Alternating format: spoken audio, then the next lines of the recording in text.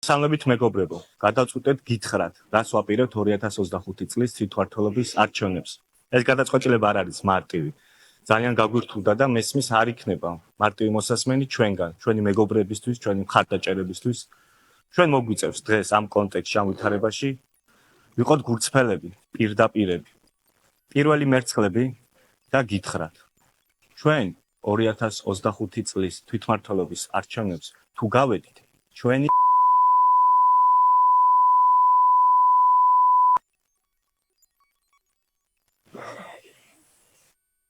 Давай. Все.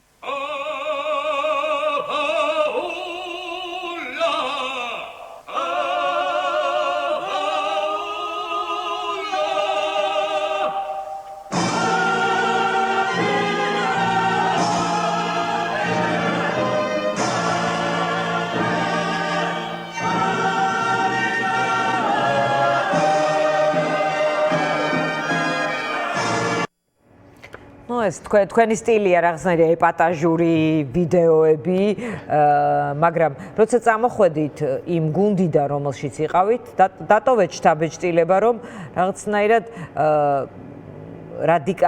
რადიკალურ გზებზე მეტად რაღაც პოლიტიკური ცხოვრებაში ხედავდით რაღაც გასახებს. ამ ვიდეოს ჩაწერა რამ გაიძულათ მაშინ? მადლობა რომ გაუშმართ, ალიკიტყვა არ მეგონა თუ ნუ ახლა რა არის, რაზე სალაპარაკოთ შევხვდით ერთმანეთს ეთერში ამის საჩვენებლად. ხო, ნუ ნორმალური პოლიტიკისთვის იმედი მაქვს რაღაც არ დავარღვიეთ, ხო, რაღაც ტელეეთიკა. ხო, ალბათ არა, თორე Facebook დარღვევაშიც მომედავებოდნენ მეც, ალბათ მაგას აღარც ასხავებენ.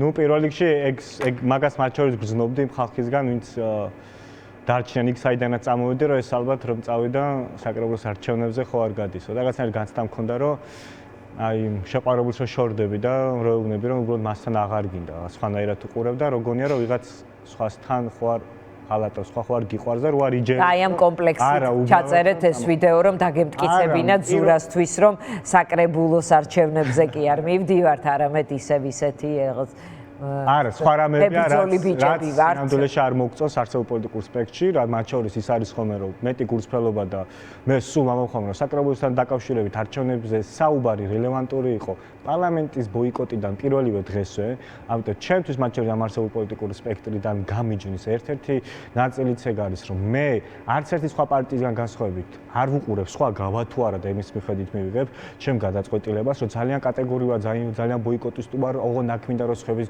ვითრიო და აი თუ სხვები იქნებიან ბოიკოტში ეს იგრძნობოდეს რომ ამ შემთხვევაში ვარ მაგრამ ეს ვიდეო არ ნიშნავს რომ ბოიკოტის მომხრე ხარ უბრალოდ ამ რაღაცნაირად ამ თემის ისე ან ასე უფრო კაფეობა რომ მეტი ამის ისეთ შეგეძლოთ რომ მოგესურვებინათ ასწრებდით თვითმმართველობის არჩევნებში ასწრებთ მონაწილეობის მიღება კი მე რომ მომენტომებინათ თვითმმართველობის არჩევნებში მივიღებდი მონაწილეობას ამისათვის პარტიის დარეგისტრირებაც შესაძლებელია ამისათვის შესაძლებელი არის საინიციატივო ჯგუფი იყოს რომელიც მერობის კანდიდატს დაასახელებს ამისათვის რესურსების მოპოვება სამი კაცის მერობის კანდიდატი ახლა ცოტა არის არა სამი კაცის გარდა უამრავი ადამიანის ნახავ მომეძახ საინიციატივო ჯგუფში მიიღოს მონაწილეობა და ის წარგადგენს ბევრი ესეთი ადამიანი შეიძლება ნახო მე რომ მომდომებოდა თბილისის მაგალითად აბენო კონკრეტულად დედაქალაქი და აქ მეთქვა რომ თუ წინა არჩევნებზე თავს თვლიდი კარგი ვიცემერა და ამ არჩევნებზე არ მგონია ვინმეზე ნაკლებით სუდი მერობის კანდიდატი ვიყო და მე მგონია მექნებოდა შანსი საკმაოდ კარგი შედეგის დამეფიქსირებინა თან თუ მართლა ვიღაცები გასვლას კანდიდატობის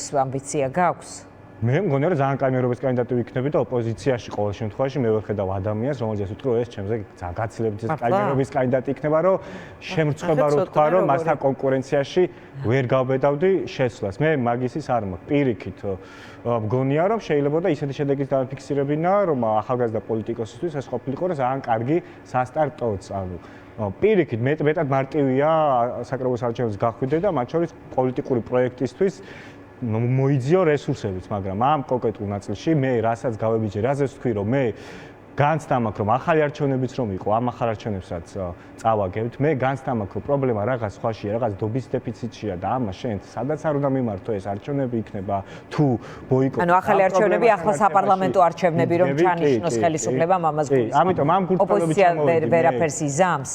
ახალ არჩევნებში მე მაგანც და რომ ოპოზიცია ვერ გაიმარჯვებს. მე მგონია, რომ თუ ჩვენ გვინდა წაგებისთვის ითხოვენ ამ ახალ არჩევნებს თუ არ იციან და თქვენ ასე ხედავთ. მე ვხედავ, რომ არსებული პოლიტიკურ ველმა ან უნდა მიიღოს გადაწყვეტილება, რაღაცა სულახიდან დაიბადოს და დიდად არესტარტდეს, ან რაღაცა წინას გაგრძელება უნდა მოხდეს რაიმე ფორმით, რომ საკუთარი არსებობა გამართლეს. საკრებულოს არჩევნები ყოველთვის ჩემი აზრით არის საპარლამენტო არჩევნების ბეჭდის დარტყმა, იმიტომ რომ ვინ საპარლამენტო არჩევნებზე ახერხებს მოგებას იმ რესურსებთან, რასაც დებს იმ პარტიული აპარატით და 1000 რამით, საკრებულოზე თითქმის მიაქვს ეს არჩევნები ხა. მიერეც რომ გადიხარ თქვა ბოიკოტში საპარლამენტოში და თქვა უგუნებელყოფ რომ შენ თბილისი მოიგე და მაგისთვისაც აღარ ემზადები რომ შენ თქვა თბილისი წაართვა ქართულ ოცნებას და ეხლა იმყოფები ამორფულ სიტუაციაში სადაც არც თვითმმართველობის არჩევნებისთვის არ ხდება ოპოზიციის მომზადება და არც კონკრეტულად ბოიკოტშიც ესე გასული ცალსახად არავინ არ არის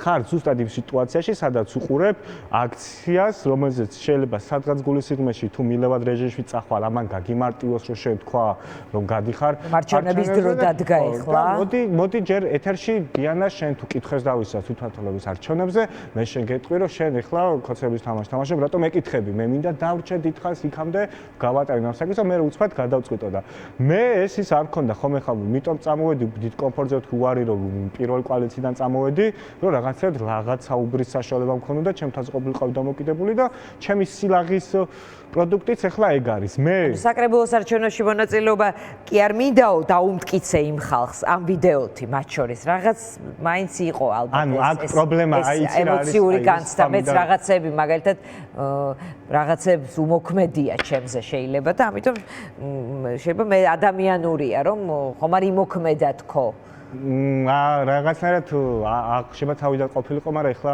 უფრო იმდენად კარგ ხასიათზე ვარ რომ თავისუფლად ვარ რომ მაგას აღარ ჩავხდა რაზე გბოჭავდნენ ასე რომ აი თქვენთან ეთერის შემდგომ დღეს ასე უნდა ვილაპარაკო არავის თავის თავზე არ მოუწევს მიიღოს ის მე რაც აქ ვისაუბრე და არ ვსაუბრობ რაიმე სხვა იდენტობის სახელი. ჩემი თავით რომ საუბრობ და ანუ სხვა დროს პრობლემა ქონია როცა იმიტომ რომ მე სხვათა შორის ეს მინდა რომ ესე ვთქვათ მივხვდეთ იმისა რომ ზურა არ არის არ მანებივრებს ვთქვათ არც მე არც ჩემს მაყურებელს ჩვენ სტუდიაში მოსვლით მე სულ ვაფასებდი და ვუფასებდი მას იცი რას რომ მასთან ერთად პარტიაში თქვენი თანაცხოვრების დროს თქვენ მაგალითად დიდ ერთობაზე სხვა აზრი გქონდათ, ზურა სხვა აზრი გქონდა. ნუ რაღაც თემები იყო, რაზეც სხვადასხვა აზრი გქონდათ და თქვენ ამის შესახებ სულ ამბობდით და ეს პრივილეგიაა ახლა თანამედროვე პოლიტიკურ ცხოვრებაში, რომ პარტიაში ლიდერი სხვა პოზიციაზეა და მისი წევრი სხვა პოზიციაზეა და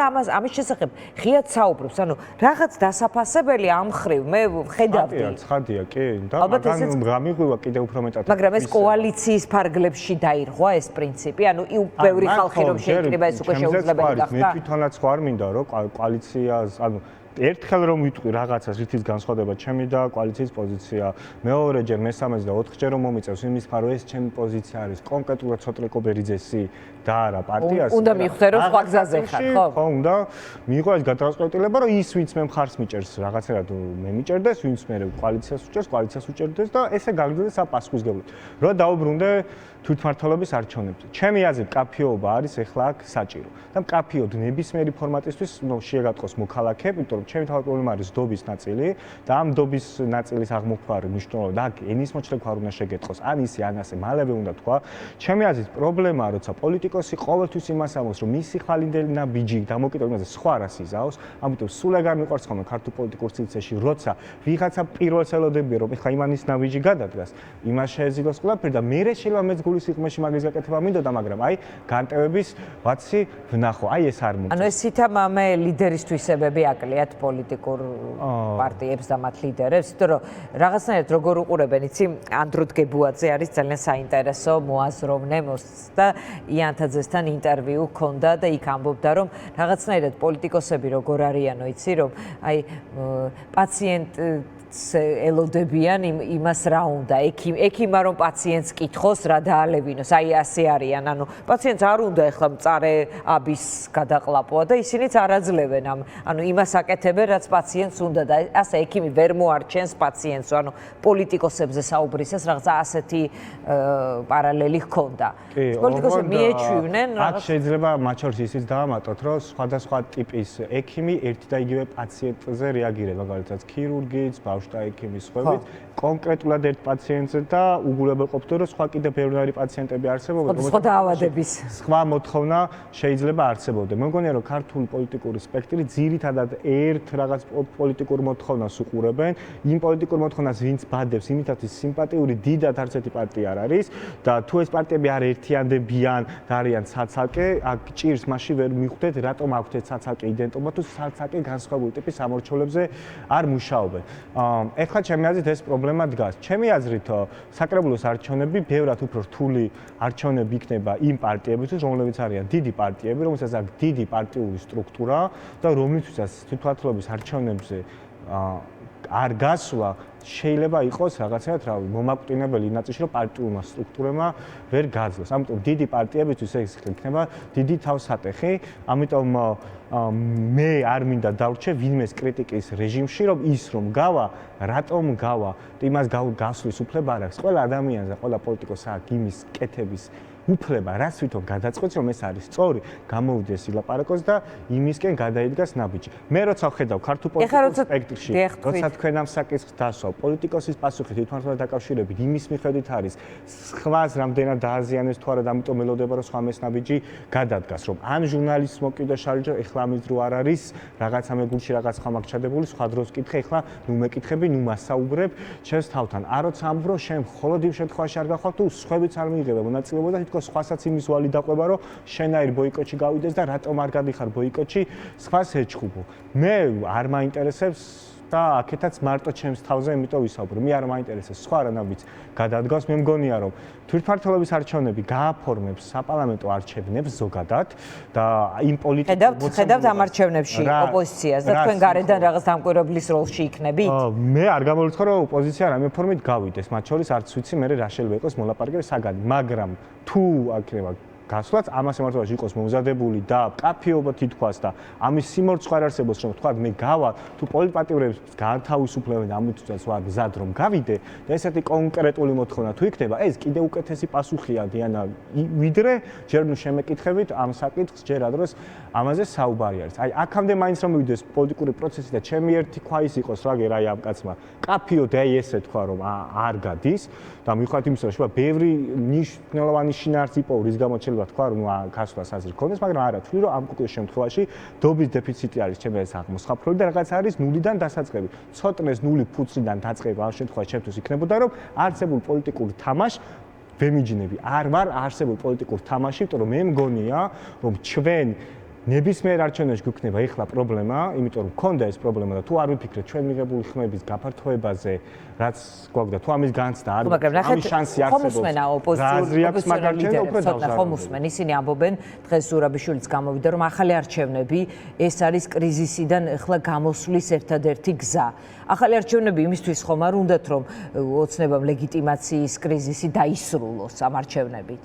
ფიქრობენ რომ ხელისუფლებაც წაართვან თქვათ რაღაც უკეთესი შედეგი აჩვენონ და ასე შემდეგ.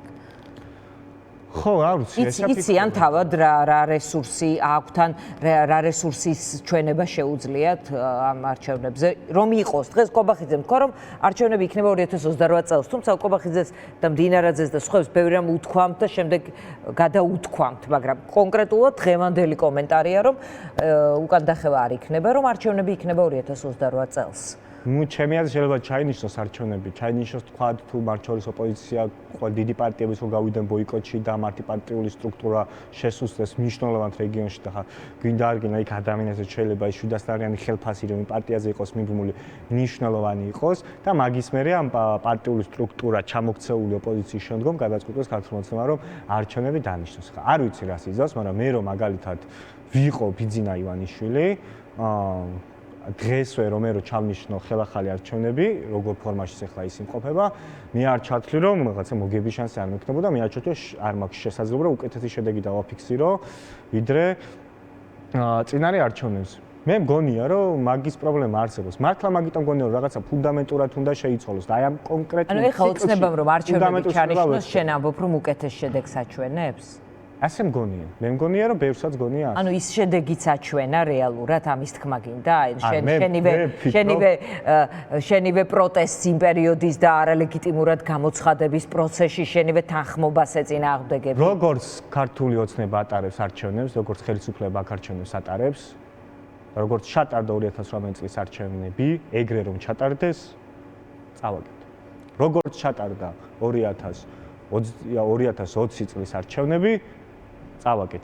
ის უპირატესობა, როცა შენ შეგიძლია 2014 წლის არჩევნები რომ ჩატარდეს, არჩევნებიც მოიგო და მე ფიქრობ და ჩემი თავარი განმასხვავება მათ შორის რაც მაქვს სპექტრისგან არის ის, რომ მე ზოგადად არჩევნებზე ხელი არ ჩამიქნები, უბრალოდ მე ვამბობ, რომ იმგვარი ტიპის უპირატესობა, როცა მთელ ქვეყანაში იგრძნობა, რომ ხალხი შენ ხმას ესამესათი კი არ გაძლევს, გულწრფელად უნდა უცბად შენ რომ მოიგო და მთელი სუნი შენი მოგევისო, ტრიალებს მთელ ქვეყანაში. ეს უკვე რევოლუციური ტიპის არჩევნებია, რომელთა მიმართებაში შენ ნებისმიერ არჩევნებში ქართულ ოცნებას მოუგებ და გადახევ. ამ კონკრეტულ სიტუაციაში ესეთი ტიპის სუნი არ იგრძნობა და თვითმმართველობის არჩევნები არ არის იმგვარი ტიპის არჩევნები, რომელიც ახერხებს ხოლმე რომ ეგეთი დიდი პოლიტიკური ის დაბადოს. თვითმმართველობის არჩევნებს თუ გამოიყენებ ან გადასარჩენად, ერთხელ ხომ გამოიყენეთ რეფერენდუმის ფუნქცია მიანიჭა. სამდროში ეგ არჩევნები მე რა მოხდა, ეგ არჩევნები იყო უფრო გადასარჩენი არჩევნები, პარტიები რა გადარჩებოდნენ, ან რაღაცა ახალი დაიბადოს. რაღაც ახალთვის კონკრეტულ ამ კონტექსტში თვითმმართველობის არჩევნებს თვითმმართველობის არჩევნებს არ გონია რომ კი ბატონო. სახეირო. კი ბატონო, აღარ გქონია დრო. შეიძლება იყოს ვიღაცისთვის საჭირო არჩევნები. კი ბატონო. მადლობა ცოტნე კობერიძეს დღეს